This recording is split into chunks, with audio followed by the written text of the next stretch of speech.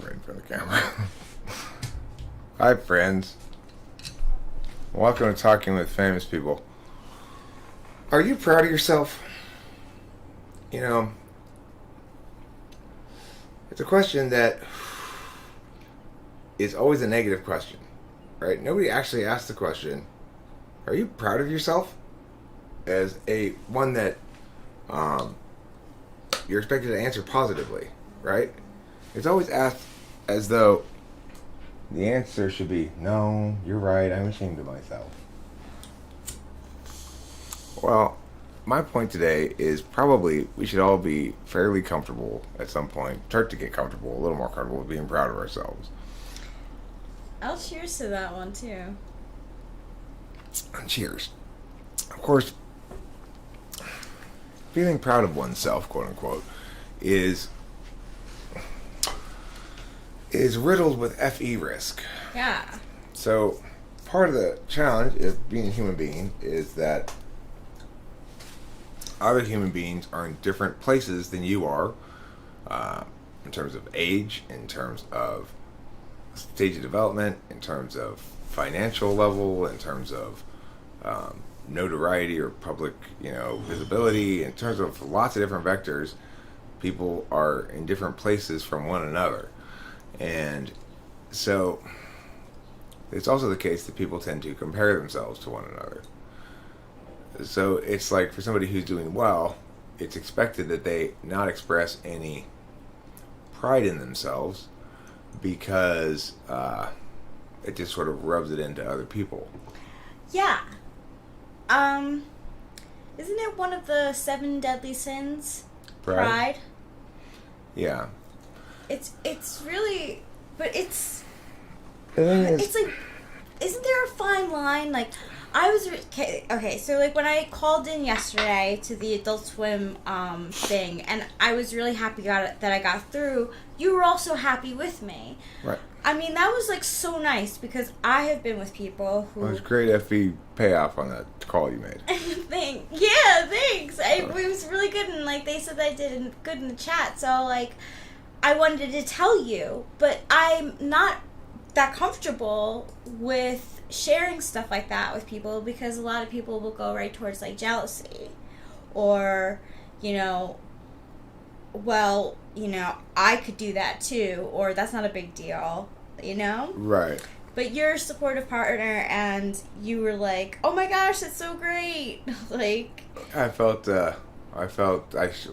I share in your FE wins. I feel like that we had an FE win. We did. I got to talk about our Halloween costume. Oh my gosh, it was so great.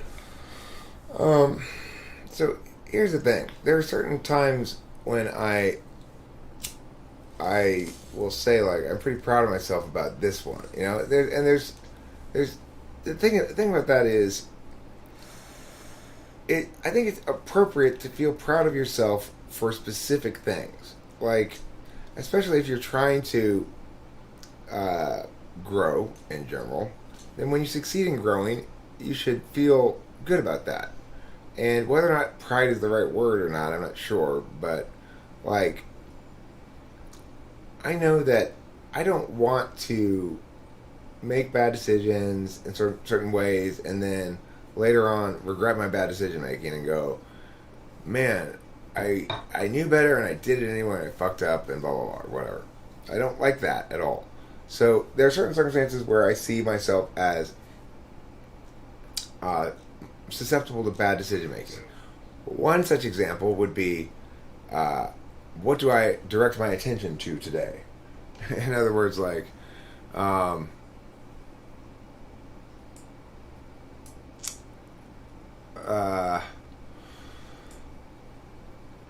if I feel like I did a good job of picking what I work on in a given day, for example, and dividing my time up wisely and getting a lot of things accomplished without that requires a certain amount of self-discipline. It's not just pure thwackage, say. Then I feel like it's appropriate for me to say what I actually feel at that moment, which is I feel proud of myself that I didn't succumb to my more where the wind blows me inclinations, because it's not necessarily what I really want in a larger sense. So, Octavia Silva, I am not feeling exhausted today for seemingly no reason. I actually strangely feel more energetic today than I expect, given various factors that would make me expect to be more tired today than I am. I'm not sure why I'm not so tired as I would expect. What would be the opposite of a cloud's silver lining? Oh, that's the fly in the ointment. You know? Ooh, fly in the ointment. Ooh, that is a sticky situation. Yeah. The opposite of silver lining is a fly in the ointment, because a silver lining is a positive about a generally negative thing, and fly in the ointment is a negative about presumably a generally positive thing, although I'm not sure how positively you feel about ointment. You might prefer a balm or a salve. I just saw Gwyneth Paltrow doing a salve mask for her face on Instagram. You know what's a Thanks, Life Syncrotic. new trend in facial plastic surgery sort of things? What's that? Needling, face needling. Face needling, huh? Face needling, yeah. What do they do with the needles? I think they just toss them. You I mean, have to toss what them. do you mean? I'm saying, no, I mean... Oh, so it's they like... just poke it's you in like, the face with them? Or yeah, what? they poke your face with them, and you bleed, and then they wipe it away, and then your skin's supposed to produce new cells, so you get, like, fresher skin. That's the... That's so dumb. People who make fun of it call it vampiring, because it's like, they're, like, taking your blood. Like... Well, it's more like the way the Middle Ages did leeching. Ew, You know? yeah. They'd say, well, you just need some leeches applied to get some of that bad blood out of you. Yeah, yes. Oh my gosh, medieval times. Bacon says, I find that the fly in the ointment of having a good upbringing is additional responsibility to do well by your lucky fortune, which can create an individual who is too hard on themselves. That may very well be true. You know, it ties into what I would call my ideal metaphysical afterlife reality setup. Okay, so in the ideal situation, what happens is after you die, you know, you sort of get up from the simulation seat and you learn how well you did. So, for example, in this game that I'm playing with Eric, I got myself, it's a very easy, it's like easy mode, right? It's Yeah, you the definitely easiest, have easy. It's like mode. beginner mode. So you get a character who has a lot of built-in resilience to defenses around him, so to things that could possibly cause him to spiral into disaster. For example, he's got a lot of safety net, so to speak. That's me. So it's easy. So for me to get a high score, if I successfully become president, I won't score any better than the guy who played the character who was destined to be a mass murderer and ended up successfully just living a quiet life of kind of mild shittiness.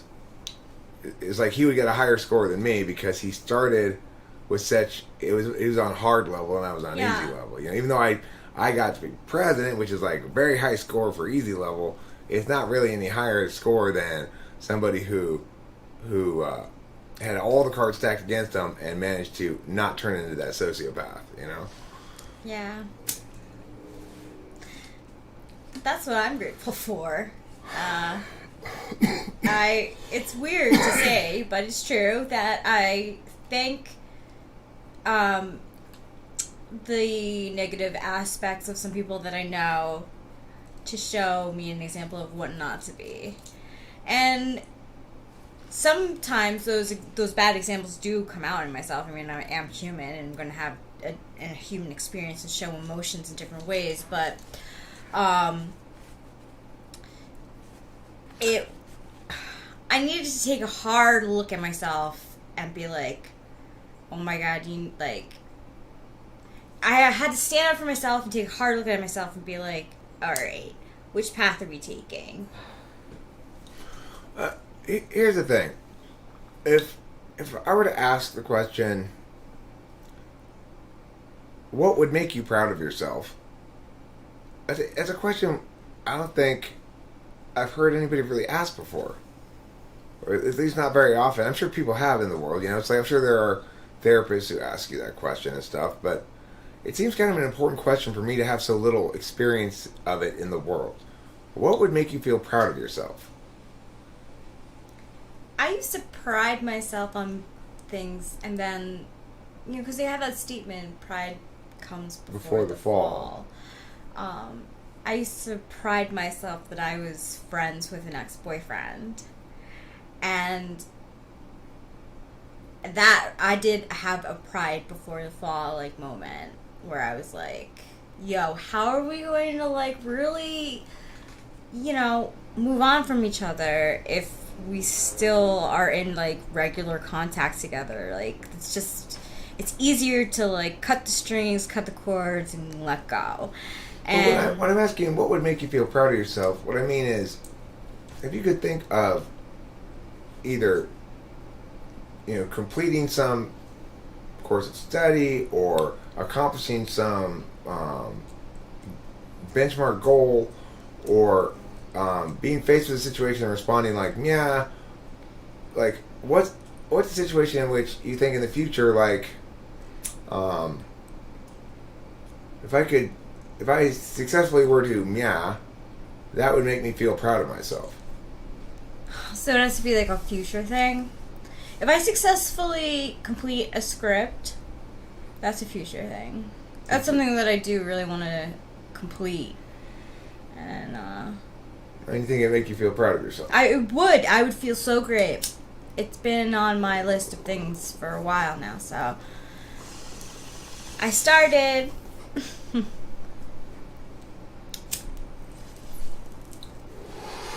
Thanks to Cameron for giving us a comic book,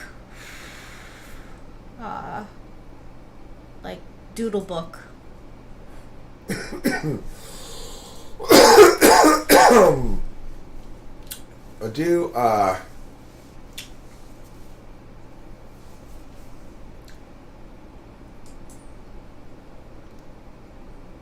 My sister seems very desperate to find an external cause for her normal human imperfections and not maximizing her good fortune relative to many of her friends.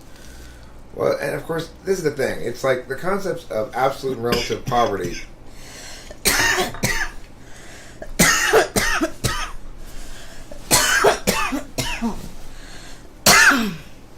can apply to really all things in life. So it's you'll have an absolute poverty of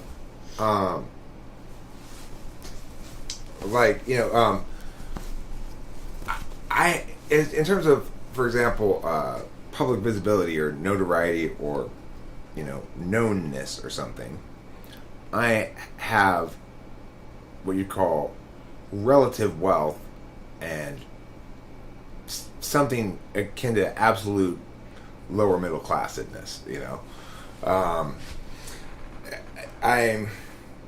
I'm relatively more well known than the 99%, in the sense that I publicly broadcast stuff all the time. But as far as people who publicly broadcast stuff all the time go, the bar for successfully doing that and what that looks like is way above where I am.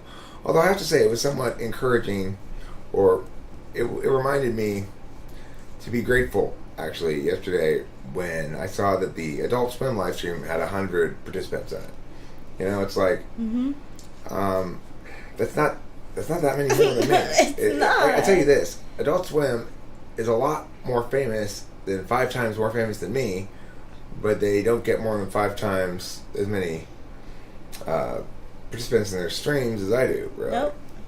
Of course, it depends on the stream. It depends on the moment. It depends on lots of different factors to whether or not we get a full set of people here, which I think of as being about 30 to 35. 30. The maximum 35, full, yeah. right? We've had 40, I think, at We've max. had more than that before, but in general, if I'm talking about executing a stream that has the possibility of succeeding sort of well, but not like epic, then it would be around this time of day. Ideally, maybe a cognitive function topic as a title, or some other provocative title that works. I'm not sure this one does. Things kind of have to go my way with notifications as well. YouTube hopefully isn't dropping the ball on notifications. And no, I got a notification. And so then, if all things go right, then I hit, if I stay on for like 2 hours, maybe I hit 30. Yeah. At some point, maybe. I think that's a good idea. Why not? Let's try it. Sure, yeah, totally. But the thing is, I need to remember it's like you can't really compare against successful people, because there are always going to be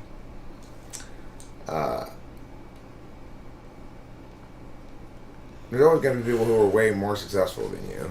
You kind of got to compare against the norm in those kind of regards. Yeah. So remember in that regard, not to be proud of myself because of my level of notoriety, but rather be grateful because I'm not among the absolutely poor. In other words, I recognize that I'm still lower middle class at best. Yeah. But that most people are much poorer than that. I am in the same boat. I'd say I played life on moderate, and now I'm on easy. You're still on moderate. You just made such a good move. It's like playing easy. Oh, thanks, Big! Oh my gosh! This man loves me and I love him. It's just like the sweetest of sweet. I have to tell you guys, like, he makes me gee. Rachel, remember the other night you asked me if I juggle stuff, packages, purses at all. What I do is lose things I am holding in my hands. I set them down and have no idea where I put them. That happens to me too. That is funny. Okay. Alright, so not so much of a juggler. I guess that's an SI thing more. So I'm curious, Bacon, when you say your sister wants to find external cause for her normal imperfections, that seems like weaker NI, but still front stack. Third or fourth, probably fourth NI, it would seem like. Maybe third. But because this need to have things that like, there obviously are certain things in the world that you need to understand through a universal frame. Like, the reason I'm like this is because I'm a Virgo, is an example of a universal frame. Or because I'm an INTJ, is a universal frame, right? Well, there are other things that you need to not determine through universal frames. Like, the reason I like pickles is much more likely to do with that I was raised in a family where my dad always bought pickles, and so I had pickles around and I ate them and stuff. Yeah. Has a lot more to do with that probably than anything else. Totally. The reason I like McDonald's is because I grew up in Los Angeles and not in Wuxidong, China, where I'm sure it wouldn't be one of my favorite foods, right? So those kind of things are particularist. And I've noted that weak NI front stack is especially likely to misassign NI reasons to things that are clearly SI matters. Whereas like NI backstack is not likely to make that mistake with NI. It makes it more likely to not catch the universal link that should be made when it is there. Whereas weak front stack is much more likely to miscast a universal link that's not there. Yeah. Oh, I should change that. I'm sorry. The thing is, Winston's Mom, to address that thing there is, depending on how I stream, it gives me a different default beginning. And I forgot that with the software I had changed the hashtags and stuff. The funny thing is, I did change all the other stuff. So, in other words, I changed the category from gaming to entertainment, and I changed the title, and I changed the thumbnail, but I just didn't change the description. In this stream,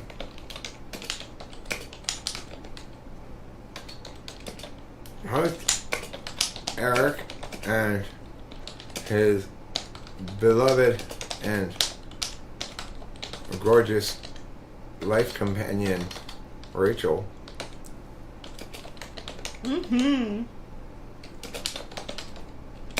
discuss matters of pride, self-confidence,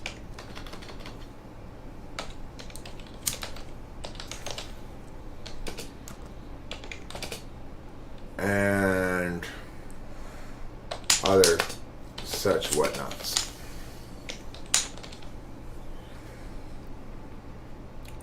There, thank you for the heads up, Winstons Mom. I had missed that. So, she accuses my parents of being abusive and blames society for her insecurities and generally resorts to externalizing the locus of control. Yeah, that's unfortunate. Is that account avoidance? It can be accountability avoidance. I mean, Yeah, that's what I mean. it's like, okay, so she accuses your parents of being abusive. Like, what's an example of that she gives? Or is she just saying in general they're abusive and she doesn't have any examples?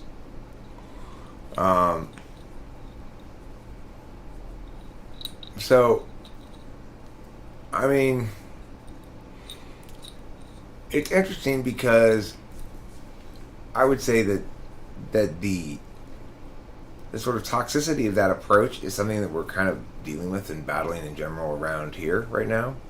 That this tendency to find some group in particular, or society in general, or some subset of society to make the villain and to engage in this process of getting some sort of weird satisfaction from vilifying that group and conveying to people how much you hate them. It's something that happens, and it's like I remember having some experiences similar to that myself politically, where I would sort of get off on getting super mad at certain wrong perspectives or whatever. Now I avoid the emotional reactivity. It's not worth it. It's like when George W. Bush launched the Iraq War and 9/11, the sort of Patriot Act shit was all going down, I was in full partisan mode, full on partisanship. These people are the evil ones and these people are the good ones, and I would write infuriated bits of text and post in various places to try to get my point across that what's happening here is appalling, and people seem to not be adequately appalled by it, that we should all be outraged, yada yada. Well, I mean, I've come at this point in my life to understand that it's a choice. I choose whether I want to get myself all worked up or not, and I don't need to do that. There's certain things I won't watch because I know they're going to get me mad. Like, people expect me to watch presidential debates. I couldn't watch 5 minutes of it. Yeah. It would just be... I'm on that train too. It would be so... It would make me livid.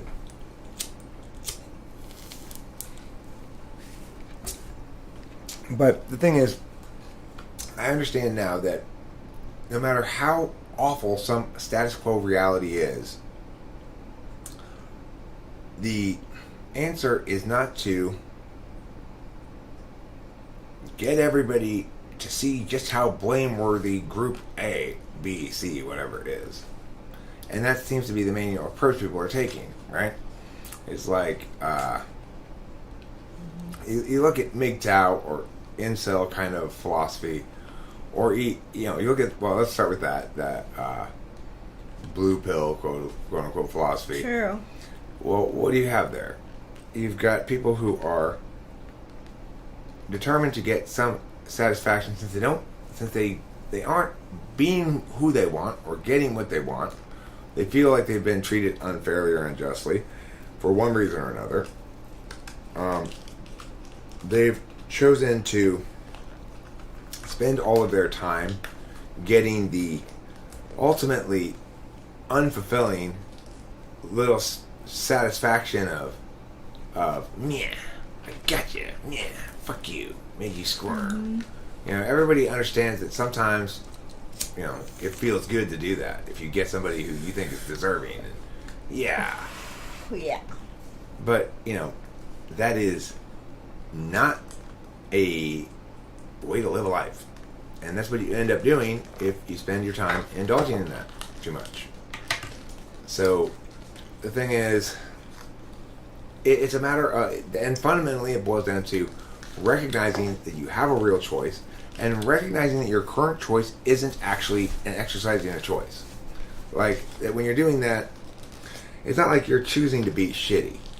It's that you've gotten into a habit of being shitty because it seems more satisfying than doing nothing, or it seems more. It seems like an act of rebellion, an act of defiance, an act of asserting your own autonomy in some regard. That this is bullshit. What's happening to me, and you people are not going to get away with it. Problem is, it's not you people, right? When Helen cheated on Steve and broke his heart, and then took his money too in the divorce, he was right to be mad at Helen. But unfortunately, Helen got a restraining order, and so now he can't even go within 100 feet of her, and he has to. They have to exchange the child in a public location, and so he's got, you know, and he's got to live with this unfairness for months or years until it sort of settles down and things change, and you know, eventually a kid grows up, and it happens faster than you think, right? So it's like, but when you're in that moment and this shit's just happening, and you're a dude and you feel totally screwed over, and you know, you need some sense of justice, god damn it. Yeah. And where do you get it? You get it by taking it out on other women who aren't responsible. Or you get in an next relationship and you take it out on your next girlfriend, and she's not responsible. And people who have enough opportunity to go through multiple relationships and get some decent people in their life and stuff will start to realize, okay, you know, there are some shitty people out there, and I ran into one, but that doesn't mean I should be a shitty person. Yeah. And I don't want to be. Oh my gosh, it's such a bad feeling. And you know, it's like provocation is something that happens around here in a couple of different ways, right? So the way that Cloud provokes is by trying to make statements that others will perceive as offensively wrong or dramatically, shockingly wrong, so much so that it requires them to respond to it and correct him. And then he once corrected, moves on to another shockingly wrong thing that's different. So you go, oh, wait a second. And then all of a sudden he's got you, right? That's one kind of provocation. That seems somehow less harmful than the kind of provocation that, say, Lawnmower's doing, which is directed not at anyone who will take the bait, but at any woman who will take the bait or man who will take the bait to step up to defend that woman, which will then be framed as white knighting or something like that. That's a much more toxic kind of provocation because it's much more of an attempt to divide the community. Not that it's ever even come close to working remotely, but the point is, it's shitty provocation, whereas Cloud's is just dumb provocation. And dumb can be really annoying sometimes, but Cloud's he's an equal opportunity annoyer, right? He's not going after any group or any specific people.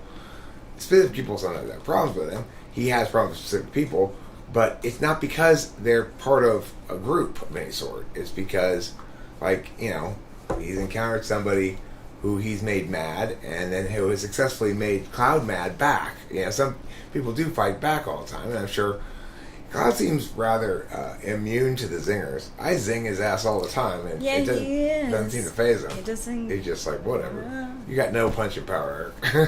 Yeah. That's the beauty of not caring about words at all. Yeah. So,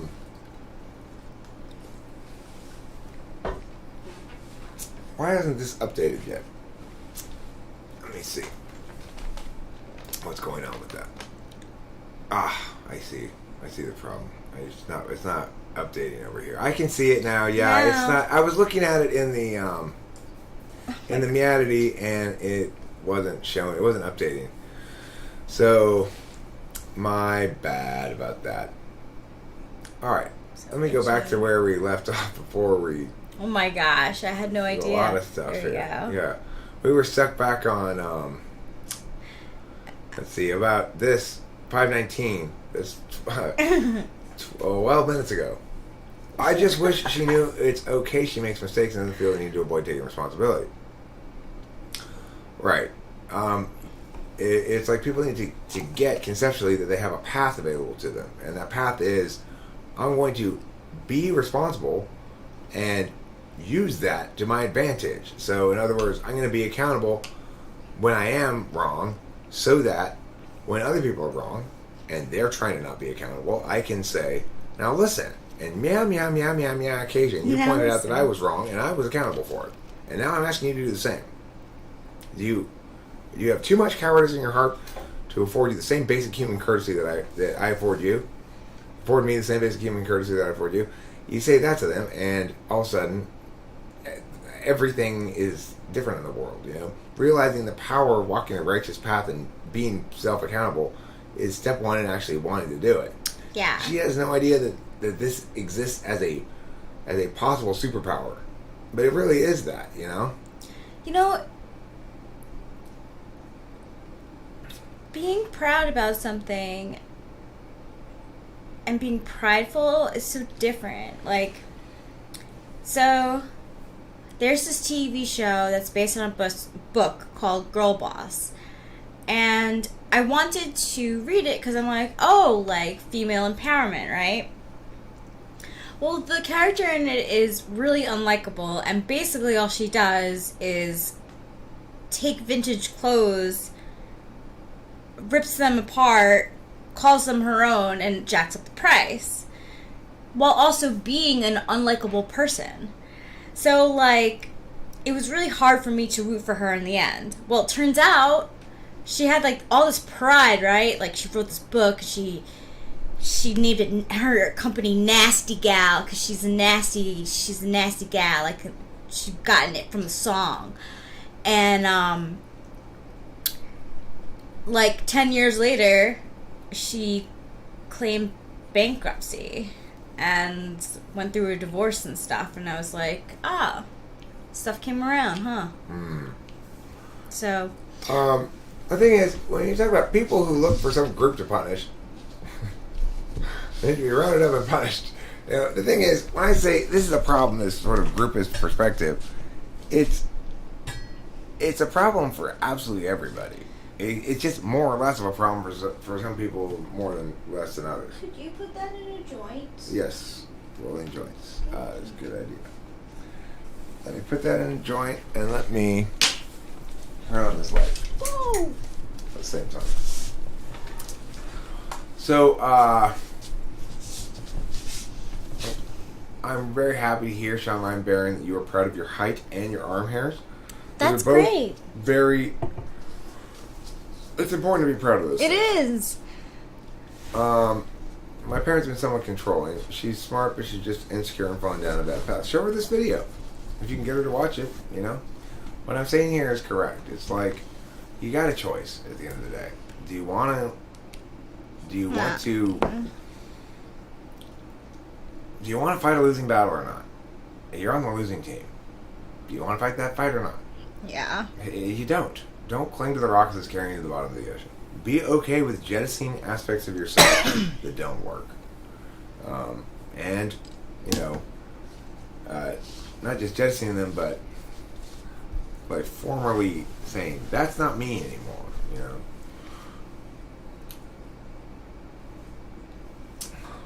I don't believe Eric's chat feed is scrolling. If it is, it's not updating for us. Yeah, I got that addressed at this point. I can't braid anything except your pubic hairs, Sean Rambaran. Well, that's a starting place. Me either, sadly. Running Fox, well, I hear that Running Fox has incredibly long and luxurious pigtails that she's braided. You used to call me Anya. I'm doing the Drake. You're doing the Drake? Is that how he dances? Yeah. 5:32. You are most welcome. Now it's 5:35 and there's no more chats. Oh my gosh, again? I wonder if it's like, it's doing like, wait a second, then put a bunch. Then wait a second, then put a bunch. It could be interwebs. Maybe I'll get off the chat.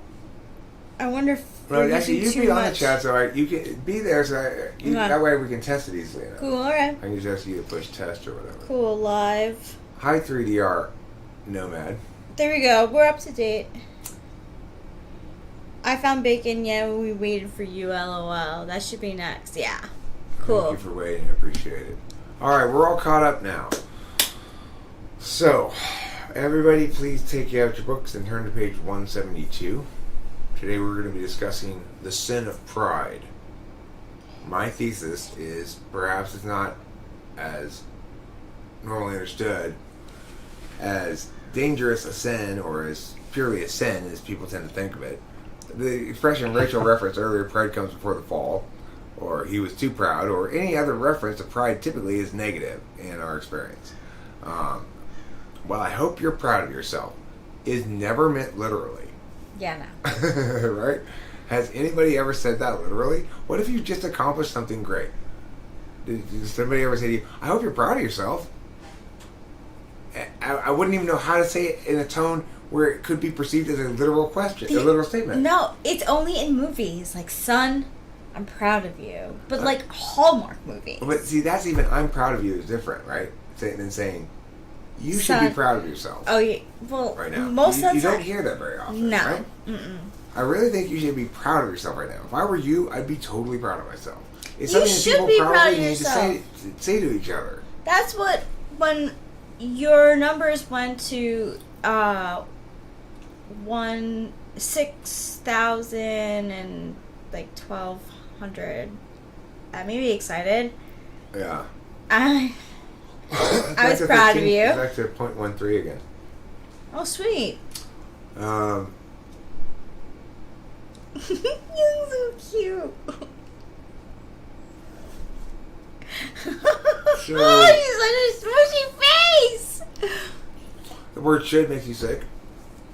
I mean, the thing is, I don't know. I think it's the most important word in the English language. It's like, it's fundamentally what all the questions are about. What should we do? Everybody here has thoughts about what they should do or how they should be somehow different than they are now, or how, it's like, who here really believes that they're killing it in life?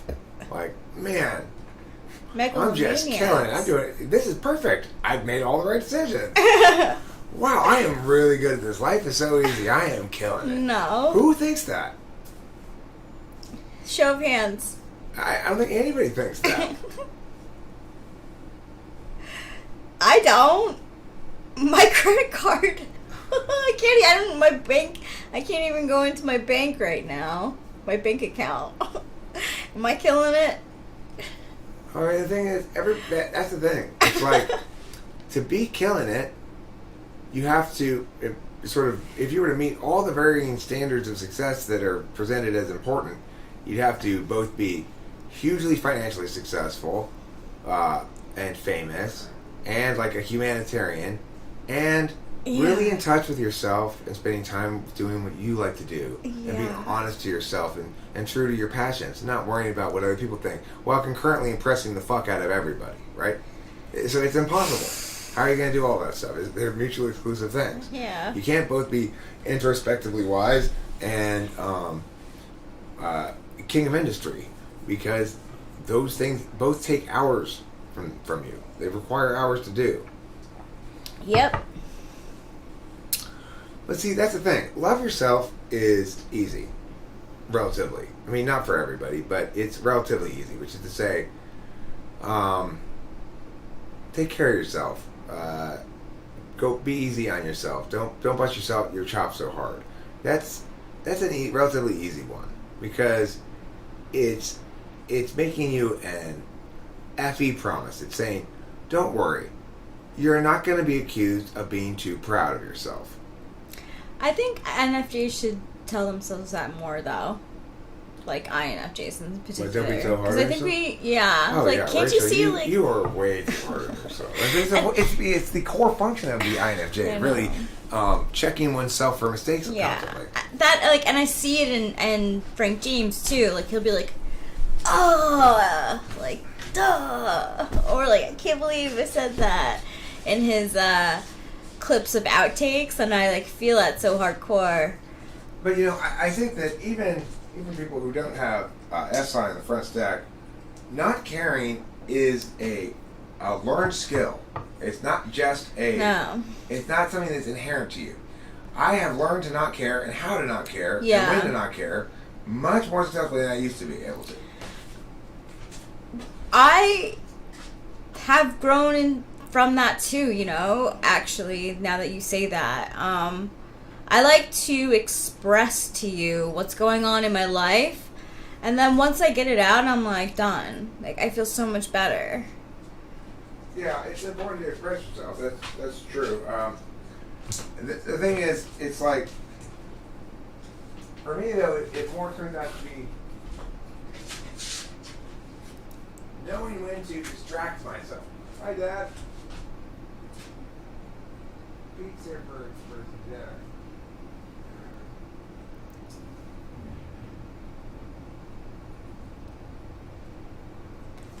I'm proud of my Drake dance.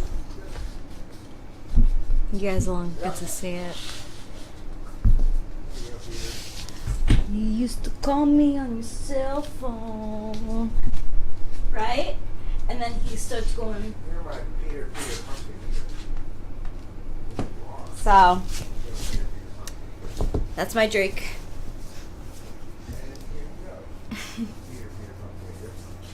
Rachel, would you like to take a turn feeding the peacock? Sure. It takes a long time when they're shelling those pistachios. Yeah, I've gotten kind of a pro at it. Where's the bag? That's right there.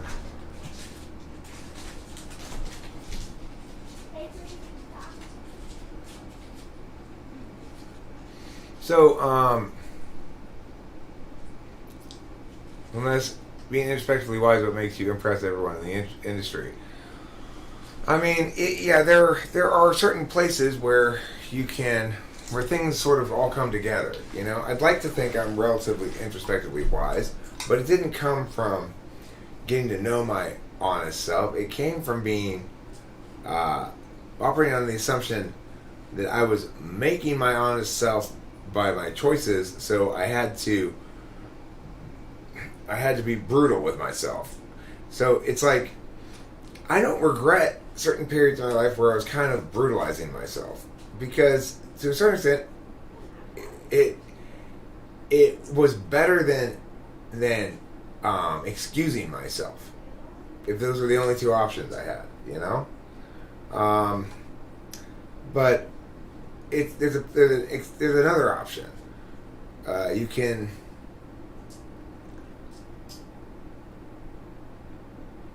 at least if everything falls into place somehow, and you've got the ability to get your sort of personality needs met, then there's a possibility that you can actually start to think that instead of, it seems like we're all playing to get the fewest minus points. You know what I'm saying? Like, to be perfect requires us to do so many different things that, or to even meet our own standards for ourselves, require us to attain some visions more wholly than it's possible to attain, while concurrently considering multiple other visions, etc. nobody's feeling like they're playing a game where they get positive points. Everyone's trying to get back to zero. And I think that there's an assumption that that there are other people out there who do understand it better and who are getting it right, and you're just not, you're just never going to be like one of those people who gets it. They just seem, or maybe you think, maybe someday I'll be that. I don't know.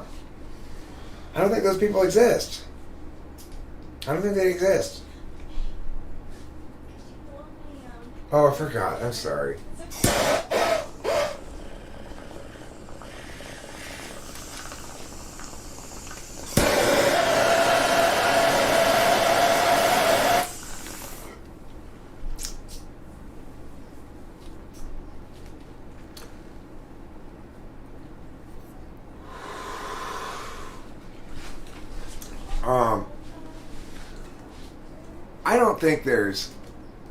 I don't think the obsession with therapy creates an increased mental health crisis. I don't think most of the people who are doing therapy aren't part of any kind of mental health crisis. They're part of normal difficulties in life, like a divorce or a death or shit being not going right or whatever. I agree with you, Bacon, that empathy requires suffering.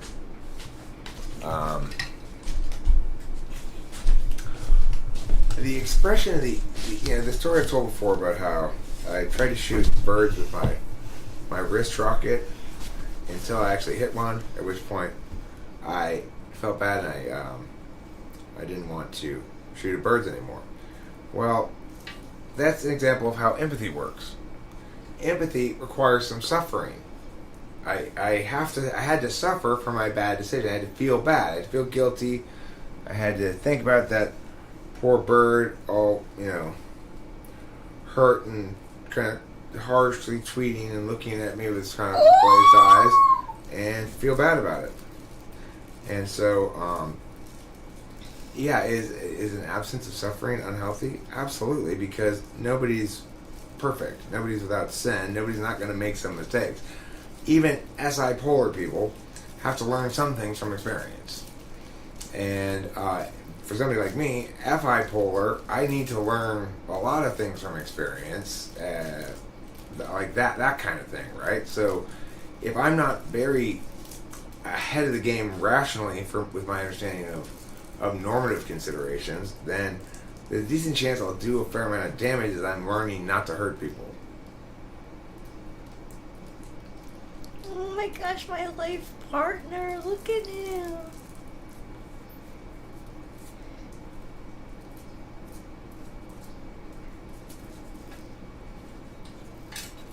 Of course, that's why I talk a lot about I'm a mistake-tolerant environment. It really is. It's important for me because I know that I make mistakes. I think it's important for other people too. And I think that part of our refusal to feel proud of ourselves is becoming accustomed to the idea that environments are not mistake tolerant. That, in fact, and mistake tolerance is even the wrong word. Thank you so much. I think a better word would be sort of mistake embracing. Process oriented rather than outcome oriented. If you do the right processes, there are going to be mistakes necessarily, because the processes are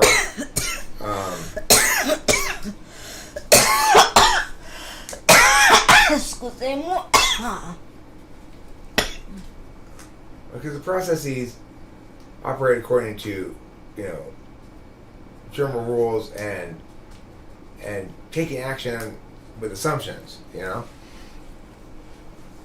Yeah, she's gorgeous. Let's talk about the Dunning-Kruger effect. Okay. You know what? It's funny.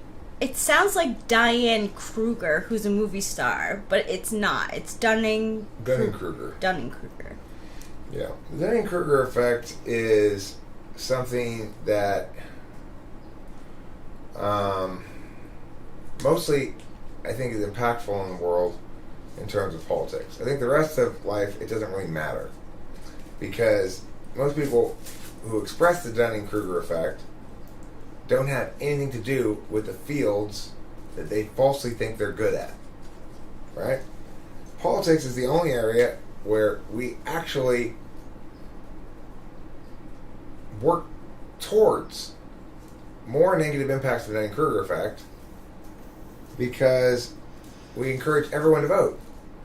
Now, the reality is, voting is an expressive act done by people who believe themselves prepared to vote. In other words, it's a self-assessment. Am I qualified to vote? To express myself? Are my opinions well-founded enough? Or do I feel strongly enough? To a certain extent, that's why people vote, whether they say that or not. And we don't want to encourage people to not use that basic test on themselves. We certainly don't want compulsory voting, which is something people advocate sometimes. Yeah, my dad advocates for that. And you know, the reasons your dad advocates for it, amusingly, he's not going to get the impacts he wants if he were to get it. As a matter of fact, people are not rational voters. See, for example, your dad is not a rational voter. He's an ENFP. So if he were a rational voter, then he'd vote in his own interests. And that would mean voting for lower taxes, right? But he's not a rational voter, so he votes for things that encourage poor people to vote. Why? Because he assumes poor people are going to vote in their own economic interests, even though he's doing the exact opposite at that moment. Why would he assume poor people vote in their own economic interests when he doesn't? He thinks everyone should vote. Right, but the reason he thinks everyone should vote is because he believes it will result in a more pluralistic and egalitarian society. Yes. Because it'll result in more equality. Because it'll result in narrowing the income inequality gap or wealth gap. Yes. Or something like that, yes. right? Definitely.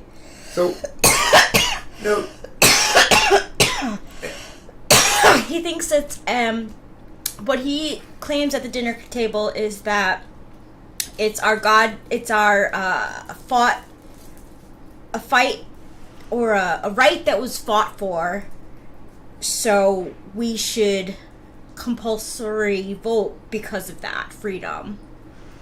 So everyone should vote because of that. Of course, note that it's a right that was fought for. Being a right means I get to choose to do it or not. Mm-hmm. Not a duty. Right. It's not a duty that was fought for, it was a right. So, of course, this is the sort of thing that happens with ENFPs in general, right?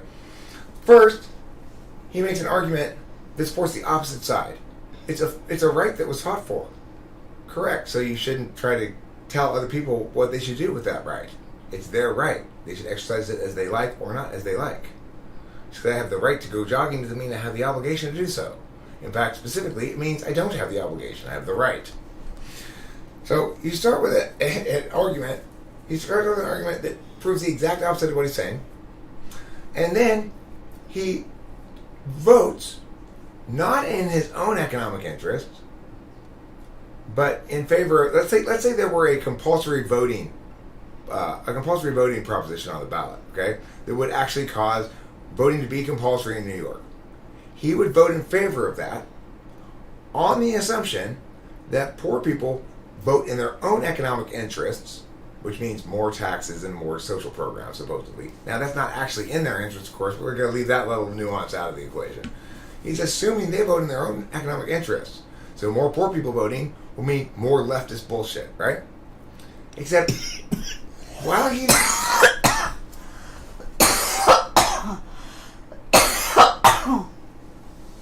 he's voting on the assumption that people vote in their own economic interest, and that's why it's a good idea to vote for compulsory voting, he is himself not voting in his own economic interest. No. Why would he assume everybody else does?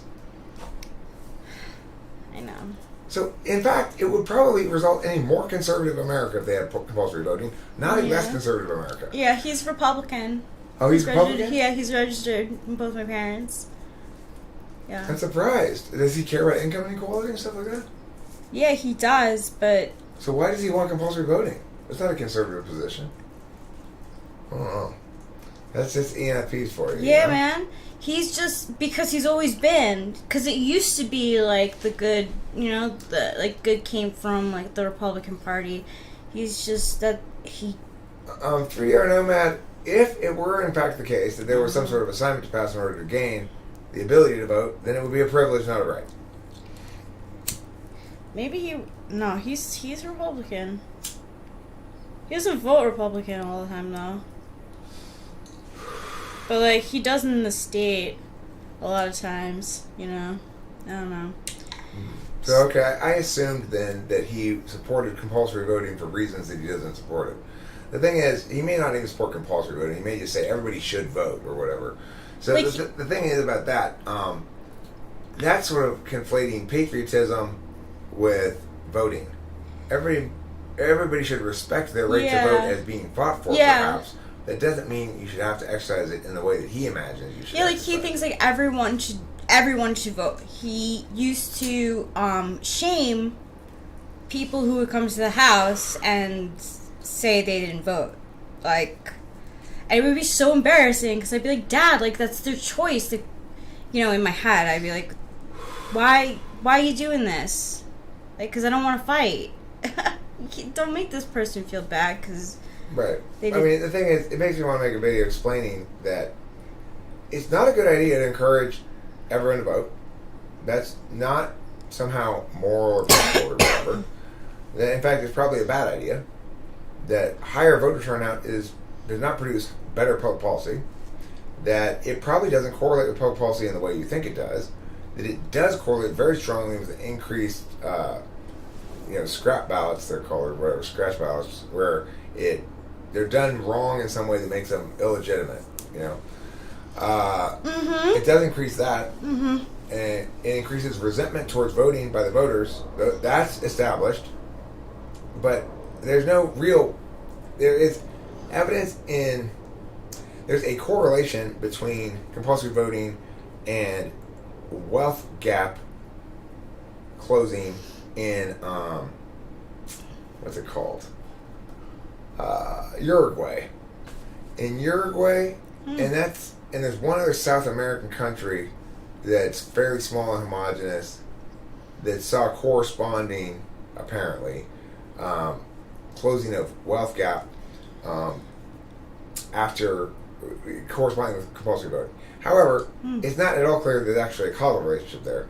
It could just be incidental. And second of all, I would point out that while Uruguay has much better income equality and wealth equality than the United States, it also has a much lower per capita income and a much lower per capita total wealth. So everybody's poorer doesn't make it good, right? If you close the wealth gap by making the rich people poorer, that doesn't help anybody at all. You can only close the wealth gap meaningfully by letting rich people stay the same richness and increasing poor people's wealth, or directly transferring wealth from rich people to poor people. Then you can close the wealth gap that way. But if you're just making rich people poorer, that's not a good way to close the wealth gap. No. It may successfully accomplish it, but that's not a desirable outcome. It's not better that everybody be poor than 1% be rich and 99% be poor. Not true. Not better to have 100% poor. It's better to increase the number from 2% to 1% to 2% or something. But again, these things are largely naturally occurring displays of data based on a mostly chaotic and certainly not centrally controlled system of the world economy. How did you get up for a tea?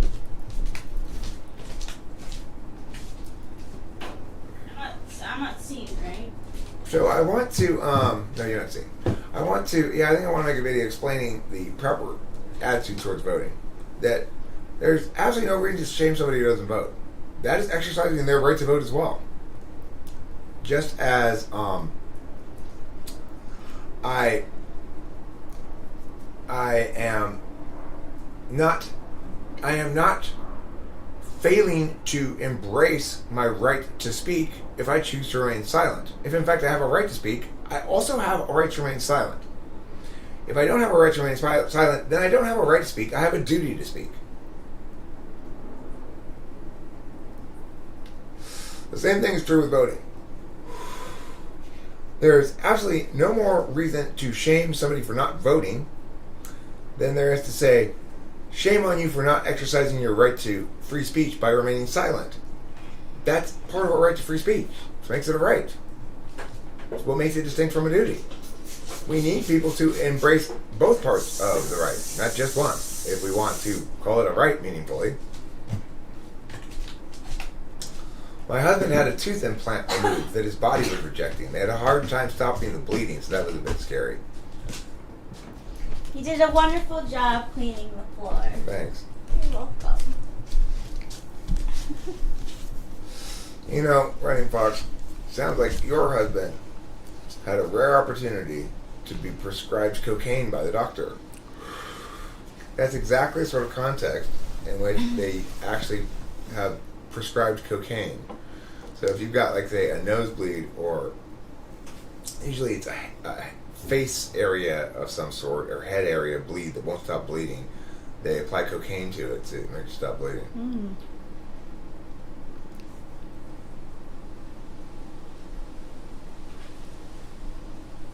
You should vote. Thank you, Eric. It applies on everything else. It doesn't apply on everything else.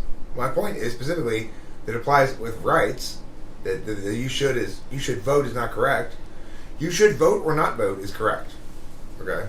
Yeah. You should vote or not vote. It's correct, though. I mean, so, like, technically I'm still a New York citizen.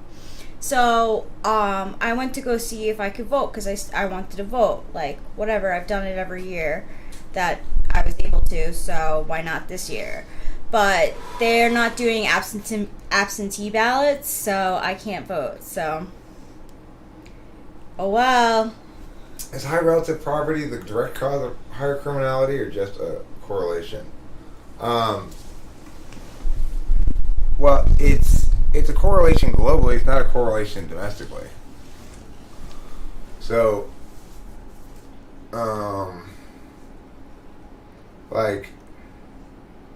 okay, so higher relative poverty, I mean the fact that poor areas have more crime than richer areas in general, as a general thing.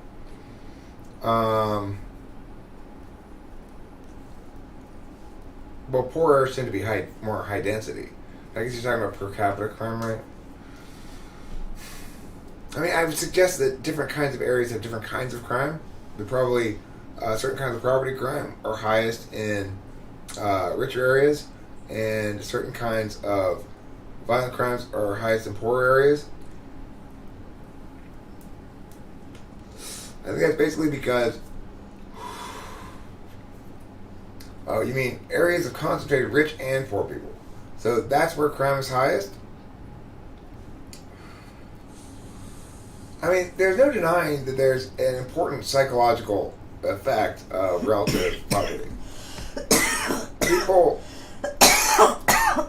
People understand themselves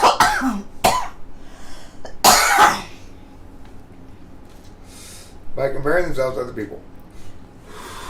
And if everybody's dirt poor and you're dirt poor, you have the opportunity to feel good about yourself. You know, it's like, hey Judy, hey Bob, how's your meager bowl of rice?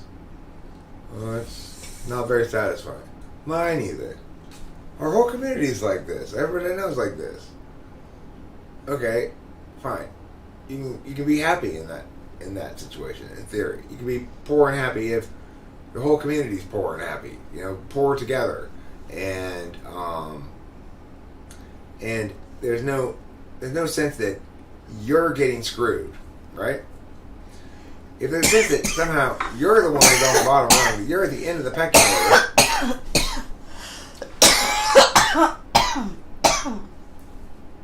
All these people over there have all this success and you're so much less than they are, then that's going to cause you problems. I'm an empath, you fucking assholes. Exactly.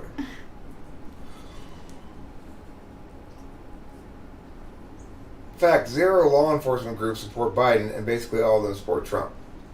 So, do you think that is a fact that we should take to mean that Trump's a better choice or that Biden's a better choice? Your mom's probably a better choice, right? I mean, I'd vote for your mom. I wouldn't vote for my mom right now, probably, but. Aww, she's so sweet, though. Okay, so do you think in general that when law enforcement groups, are in broad agreement about a candidate, that that's the best candidate? Do you think that's in general the case? I mean, I don't necessarily think there's a correlation at all. I tend to think, depends on the political office, of course, but, I mean, well, that's just crazy. More. That's just silly. There's no reason to think that law enforcement professionals are wiser about politics than, say, me. Why would I consider their recommendation over? I mean, you could get every cop in America together to all work together, and they still couldn't be more right than me. Right? It's like you get all the law enforcement professionals in America to find their single best policy-minded people in all of law enforcement in America.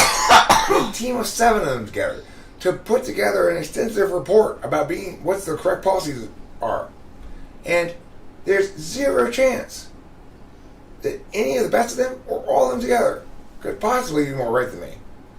So why in the world would I look to people who are always less right than me for direction?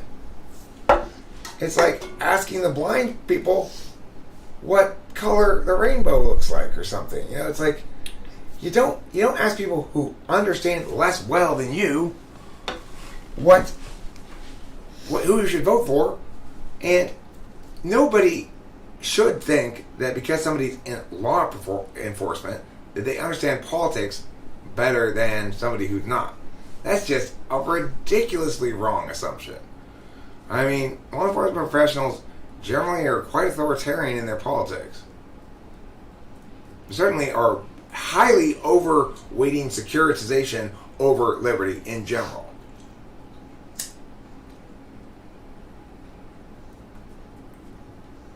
Now, in some areas, I am obviously going to agree with the average law enforcement professional more than the average party in the general populace.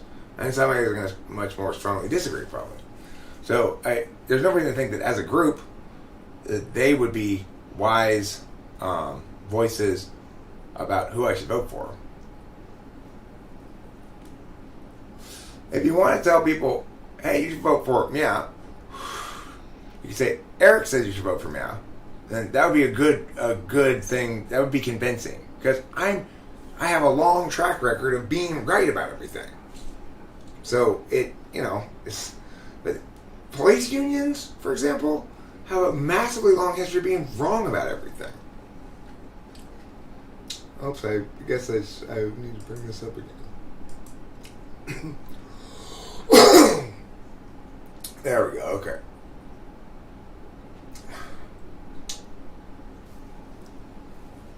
Yeah, crime in general is going down.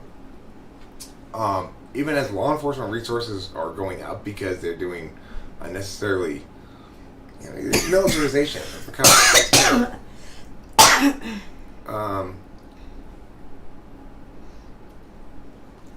Remember that we are citizens, not civilians. The cops should not be a military force, and they shouldn't act like one. And that's it. And they have historically for quite some time, and large sections of the law enforcement population are all in favor of that shit.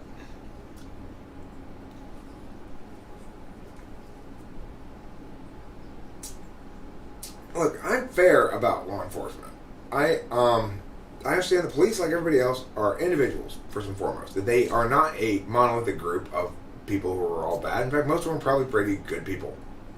Maybe excellent people. But, and the thing is, I no longer feel any need to be holding the cops accountable because I feel society's actually gone overboard about it. I don't think the current approach towards the police is fair at all. I don't think it's operating from what I'm saying, which I did originally. I've always been saying we need the cops as a organizational thing to seek to eliminate bad elements rather than support them.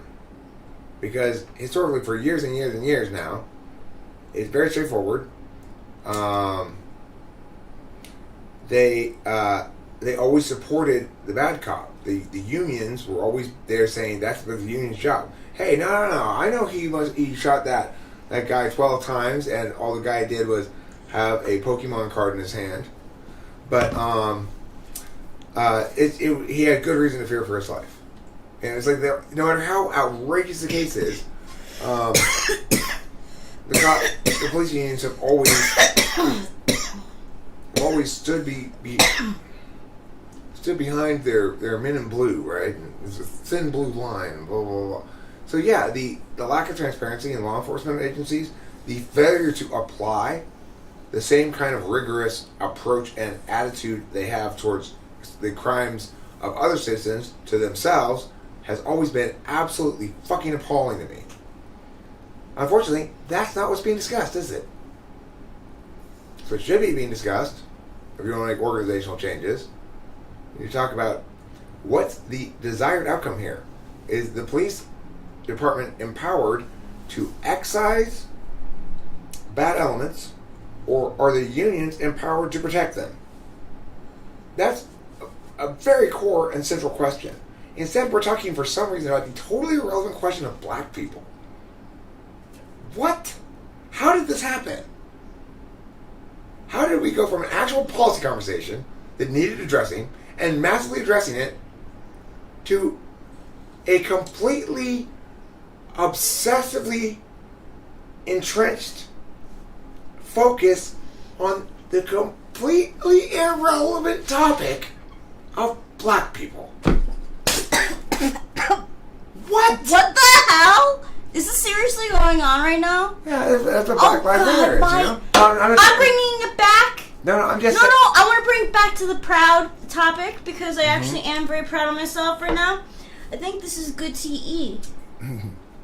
It's good to eat, baby. Thanks. You're your own personal little roach stabber. Yeah. That's good. I've always wanted to do that. Blame the left. No, see, Lawnmower, I'm not going to do that. I'm not going to blame the left.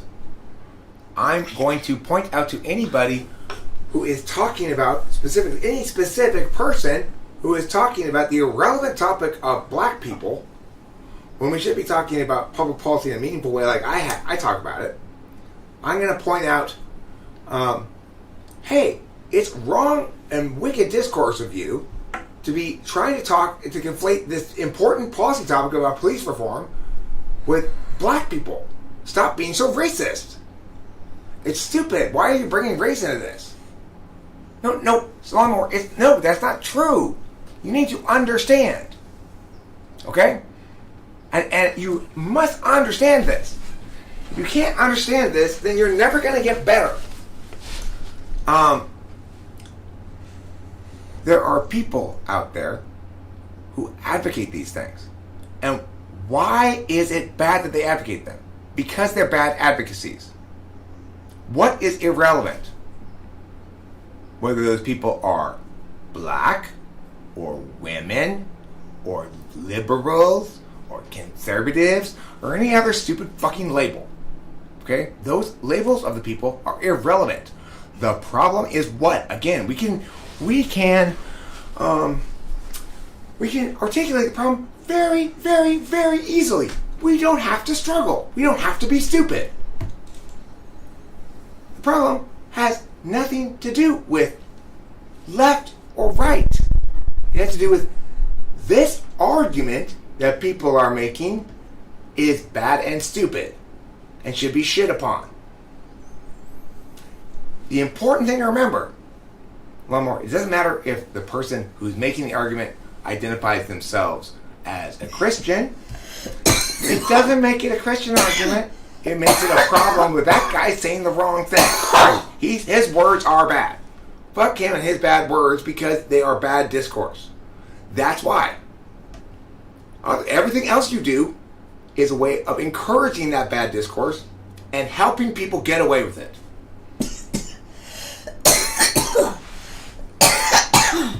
Wrongness is enough. We don't need anything more than that. You don't need to affix this wrongness label to a group and blame this group. You're not going to get anything from that. There's no fucking payoff to wallowing in your little yeah. So knock it the fuck off. Well said. Potmore is just like racking up the points. Well, you know, these are the initial, very initial skirmishes in my long-term battle against this exact form of stupidity, which I will encounter in millions and millions and millions of Americans. The vast majority of them are victims of it to some extent or another. Truth.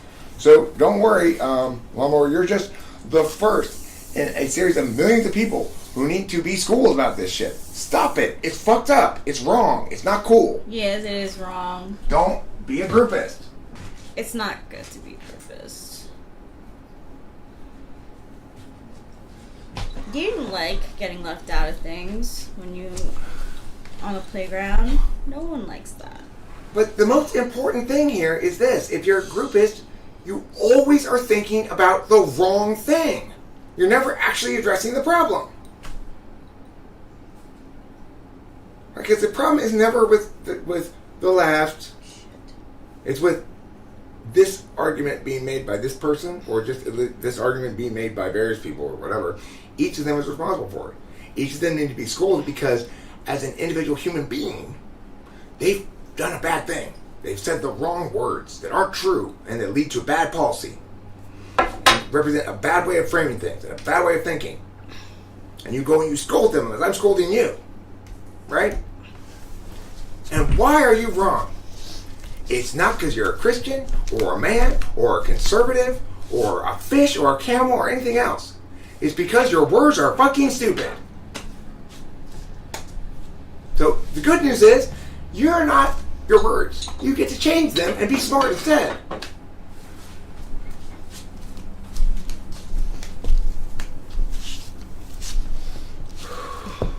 Well, then I will power and control my way to the truth. I will shame my way to the truth. If people are going to insist on saying stupid shit for stupid reasons, then they're going to have to eat it. Thank you.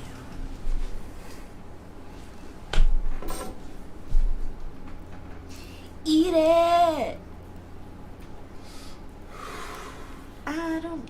Hey, Alan Bryan. Yes, that is good, isn't it? Well, I'm not judging you individually either. I'm not even judging you as a human being. I want you to understand something. I know where you're at. I've been there myself, right? You could have been yelling this exact same thing at me and would have been just as correct at the start of the Iraq War, for example. So I know where you are. I've been there myself, right? I am not saying this because I want to condemn you as a person and say, you're somebody who's stupid and says stupid things. I am not saying that. I'm saying you too can...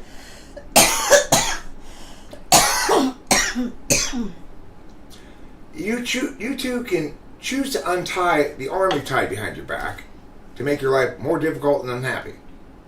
As I did. It's a choice.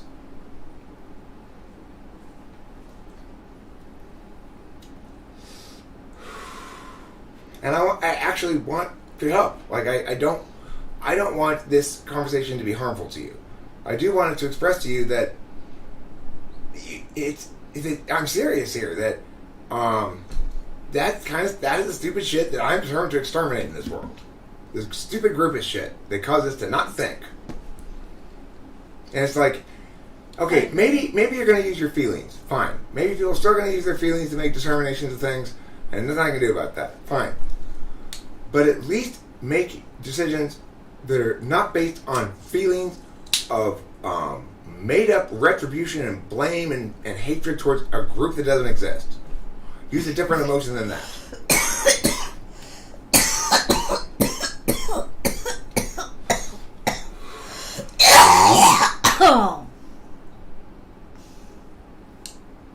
Well, I mean, it's important to note, Alan, Brian, that the definition of the state is that which has a monopoly on use of force. So, sort of definitionally, true, the government rules by force. The question is whether the rulers rule by the consent of the governed, not by whether the laws are enforced consensually. That would kind of defeat the point, I think. Well, Astrid, I suggest we need to have the opposite kind of public service announcements. Don't vote unless you think you're really qualified. That'd be a good public service announcement. And the thing is, who opposes those kind of public service announcements? People who think that more people voting means more redistributionist policies. And the fact is, more people voting does not produce that, and is much more likely to produce the opposite of that in America, because the overarching takeaway about voting is it's not a rational act. People don't vote in their own interests. That's why we have so much taxes, It's not in anyone's interest to have all those taxes. Not in the poor people's interest, for sure. There's nothing more really regressive than progressive taxation. The only kind of redistribution that actually works in terms of addressing poverty, are direct cash payments. So,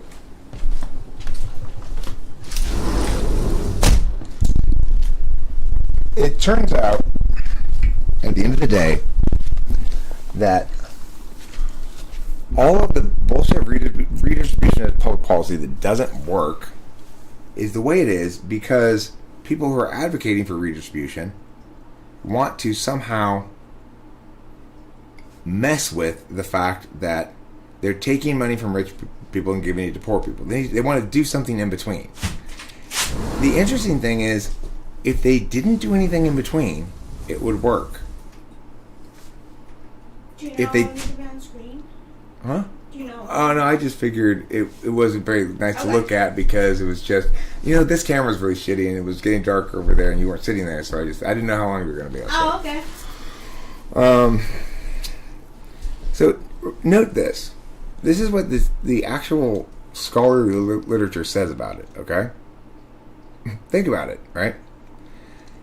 If the government actually wanted to meaningfully impact the wealth gap or the income inequality thing, all they'd have to do is, instead of taking taxes and buying cheese and then giving it to poor people, all they have to do is take the taxes and then give the money directly to the poor people. That's all they would have to do for redistribution policies to work. It just needs to be in direct cash payments. Then they actually do work. It's weird, isn't it? Because it seems so simple. One group of people says, we want to tax those who are more wealthy to help the poor. But then they don't give the poor people the money. Why not? Right? Isn't that weird? If they're going to tax rich people, the average, middle to upper middle class person is going to end up being functionally taxed 40 to 50% of their income, if you include Social Security taxes. If you're going to take 40 to 50% of the income of the wealthier people, and let's assume then you have to spend 50% of, let's be generous, let's say you have to spend 50% of that on certain stuff like roads and military and existing services and servicing the debt and whatnot. Then what should you do with the other half of it? how you're going to best help the poor people. It's, at some point in history, people had to make this decision. And somehow, they didn't come to the conclusion that they should give the money to the poor people. Right? Isn't that weird?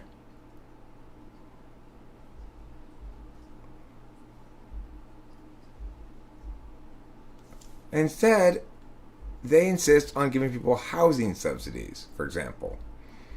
Now, housing subsidies are means tested. And it's been proven time and time again that they do nothing but lock people into their current socioeconomic status.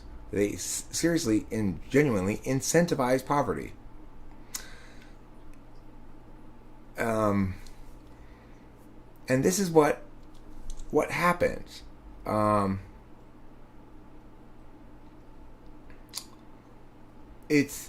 Sometimes we make things way more complicated than we need to, and sometimes we make things way more simply than we need to. Broccoli Todd, I agree with you. We do not need to be spending nearly as much money on the military as we currently are. And the reason is because we're not even supposed to have a standing army. You know, that's fairly well established in the Constitution. So, certainly we don't need to have so dominant a military. You know, it's like first of all, nuclear weapons have proved their effectiveness in terms of preventing nuclear armed states from being attacked in general. Very effective in preventing large-scale wars between large powers. It's been completely effective at that. So, there's good reason to assume that a nuclear arsenal, I would suggest we don't need anything close to the amount of nuclear weapons we have. We maybe need half as many as we have at most.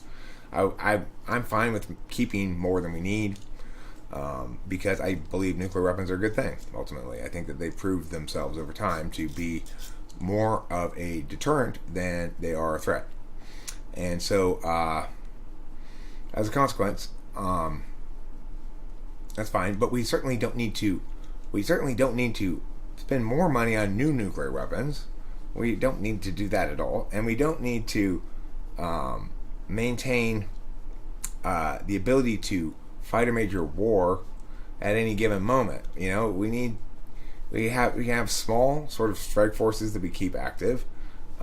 We should have a fairly robust air force that's active because, you know, controlling the air is relatively significant in terms of overall general cautionary considerations about how to maintain. What do you need to maintain really your superiority?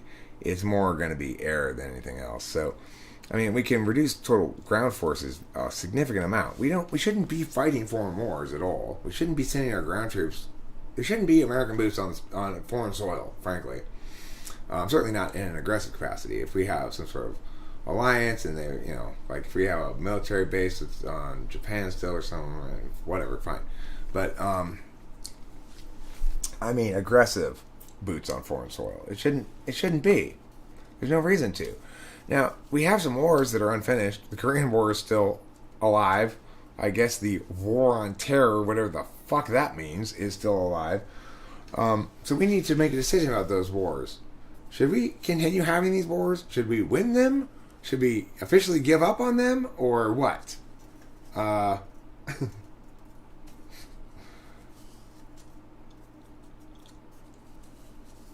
you going to go before you get even more scared? Why are you scared about? How would I handle the army? Well, I mean, I would try to reduce the size of the military somewhat. I don't think we need to be I don't think our military needs to be particularly active. Kyra, I don't know if she's really scared or not. She's being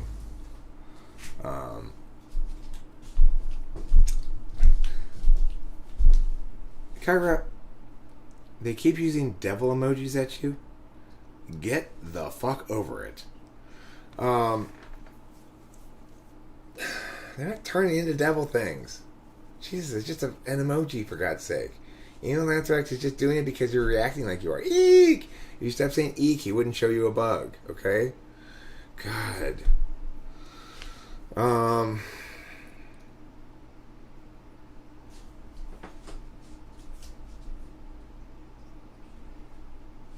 So how would I handle the military in general? Okay, fine, Kyra. My bad. Yeah, I don't want to leave America vulnerable to its enemies. I certainly wouldn't do that, but I think we would want to, okay, my bad, I don't read chat tone as well as you guys because I'm mostly talking with my voice. I was wondering, who brought it to this turn? From pride to politics. From pride to politics. Yeah. Broccoli Todd, maybe. Broccoli Todd, let me just tell you. Okay. There's no way in hell I'd attempt a coup. But I might, as you say there, attempt a coup. That's possible. I might attempt to build another chicken coop. Unlikely. I'm sure my presidential duties will probably keep me otherwise occupied.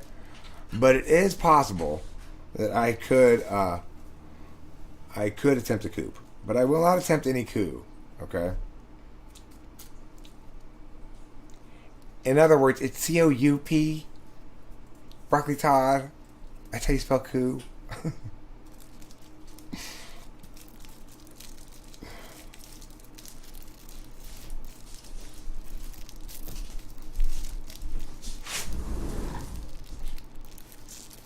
It's chill Bill outside. Yeah, it's getting to be winter time, huh? Mm-hmm. It's supposed to go back up. Oh, too bad. Well, let's see. You never know. Mm-hmm.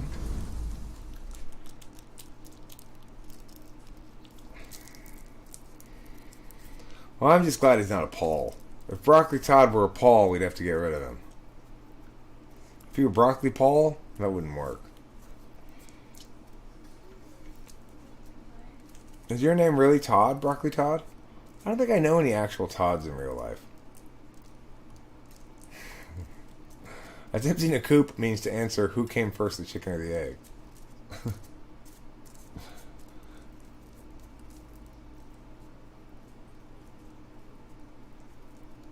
You got that kind of coupe has an E on the end of it, I think. If you've got a nuke under the hood of your coupe, it would be C-O-U-P-E. Oh, you got the name from some character on The Office? Oh. Is that not actually your name? Your name's not actually Todd? I don't think I've ever known an actual Todd. In real life. Have you known any Todds? Yes. It's a popular Jewish name, oddly enough. Actually, Cloud, Andrew Yang does not rely on logic and reason. He recommends a UBI without any funding blanks. So that's called being stupid. He doesn't fund it. He doesn't explain how he's going to fund it. He just says, yeah, we can do a UBI. That's not logic, my friend. That is not logic. That is pandering. Do you mind if... Look away. Thank you, Bay. Sure. No problem. You're the best. Thanks, Terry. Oh my gosh, I'm coming.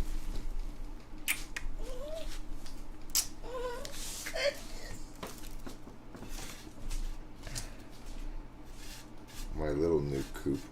Cloud is so determined. I don't know. Actually, I think Cloud may not actually care one way or the other, but one of his strategies is to generally sort of try to take me down like this. You have to realize that your ideas aren't new or special. Point, Cloud. My ideas, being new and special, is only remotely relevant in regards to politics. So you're right there. I do say that my approach as a politician, as a candidate, is unique. That I bring, but my point about that has been, I bring the whole set of tools to the table. All of them. All the necessary ones. Plus, I'm not just rational, I'm a policy debate coach.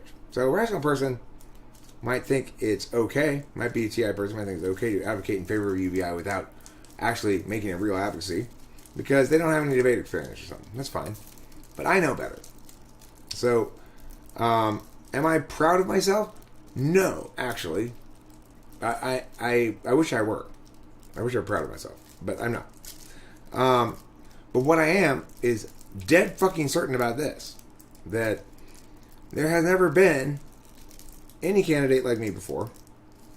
And that, remarkably, despite my incredulity about the possibilities of it, it really genuinely seems, to the best of my ability to rationally, objectively analyze it, that this is true, and that I therefore have a duty to be president.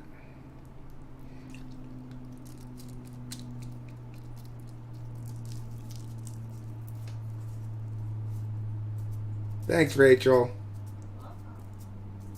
I'm not ashamed of myself anymore, though. That's the thing. This is part of the reason for this title, is I'm not ashamed of myself. I realized this at some point, some time back. I am not ashamed of myself anymore. I'm not constantly walking around certain that I'm worthless, there's something wrong with me, that I'm shitty, and telling myself this stuff all the time, So that's... Okay, well, that's an incredibly stupid way to pay for UBI because, of course, the added tax burden on the economy...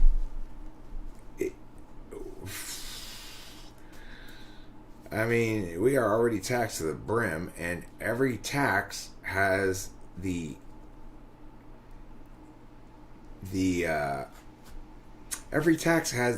necessary fact that it goes through the government, so it's necessary to do some drag or lag. Now, UBI is preferable to other social programs. That's the thing to note here. Is the only reason a UBI is desirable at all is because it's better than other social programs, and we have to live in a reality in which it's become I'd not heard of it before either, Alex, so I'm just taking it on face value that he's right, that in fact that's the funding plank, but I never heard him mention any funding plank before. So the thing is,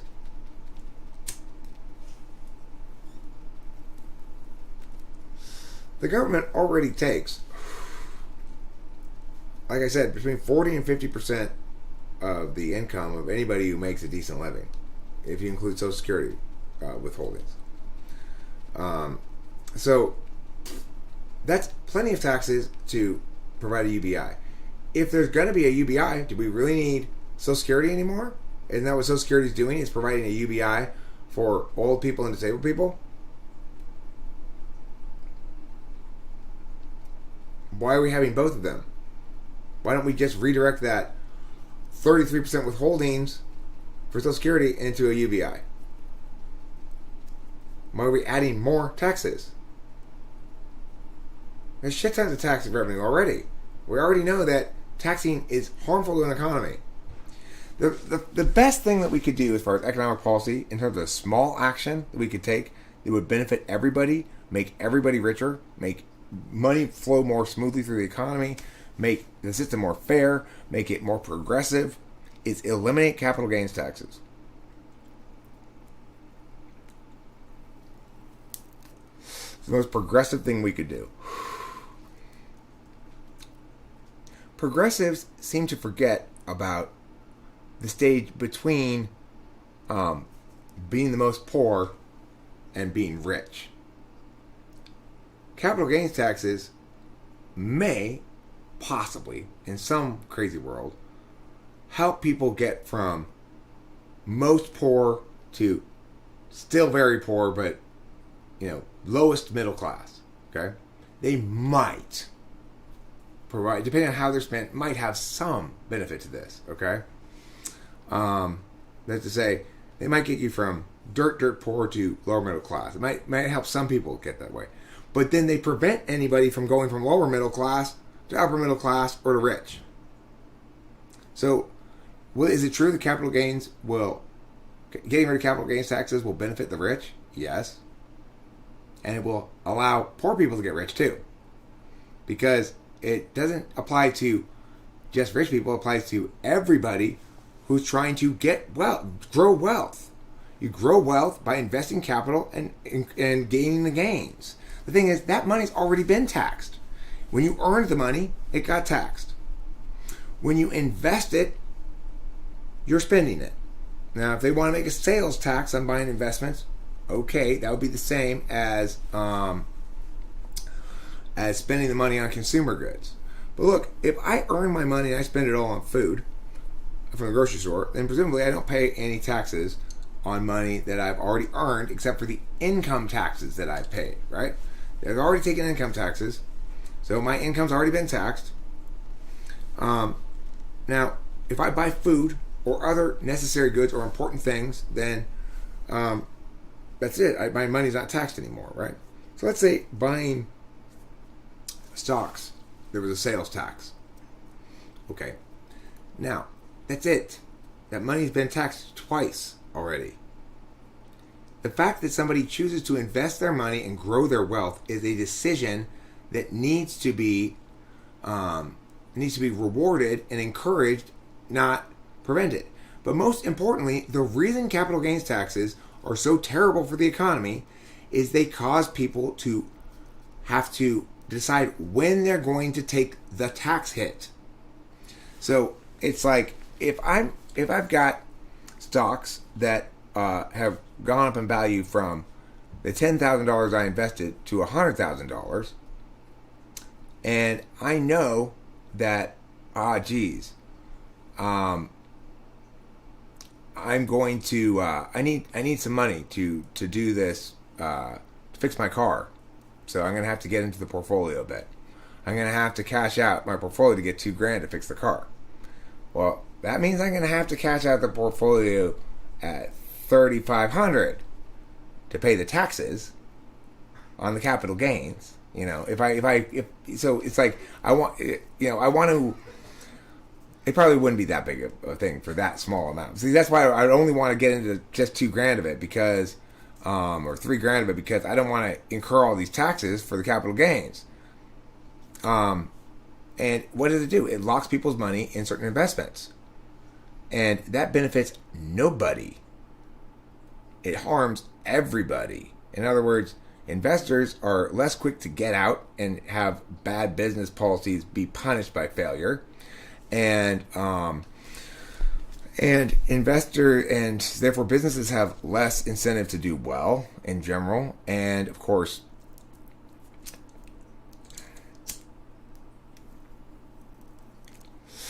people can't capitalize on their good ideas as well. It's like I've got this money that I have access to. It's called my portfolio, and I could cash out these stocks here. And if I do, then I could invest that money in over here.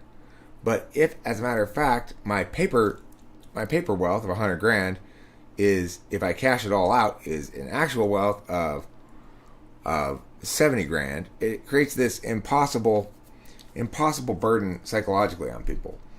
They forever want to delay cashing it in, hoping it'll grow more, so to put off the tax penalties they're going to have to pay. So, if you want to talk about very specific policies that I would like to advocate for when I'm in office, that is one that is something that is not it's not a hot button issue anymore, although at some point it was. But it's like, do we really want to make a positive difference in the country? Get rid of capital gains taxes. That's a simple thing we could do that would make an enormous, enormous benefit. It's like, I might even be willing to come up with some sort of deal where they increase federal income taxes, which are already outrageously high, if they would get rid of capital gains taxes, you know? Legalize prostitution. I mean, look, Cloud, in general, I agree with you that taxation is a bad way to regulate the economy, which is basically what it is a way of doing, you know. But I'm also realistic about how ambitious do I want to be in my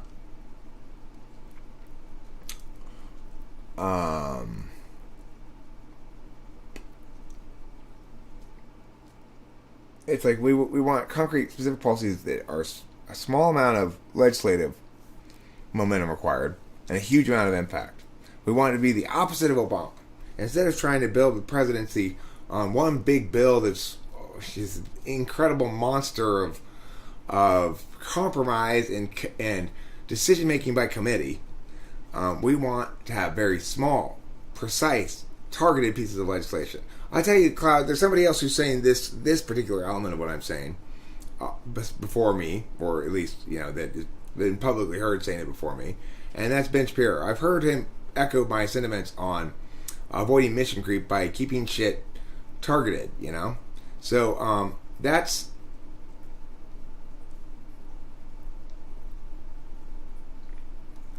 true. I mean, that's I'm not the first person to say that. Most of the things I'm saying, I'm sure I'm not the only person to say them. I'm the only person saying all the things I'm saying.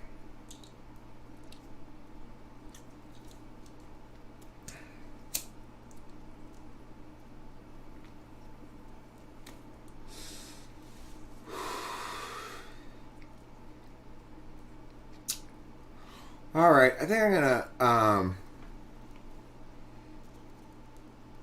probably wrap this up here pretty soon. Yeah, I think I'm gonna wrap it up. Thanks for being here, everybody. Don't forget to eat plenty of bees.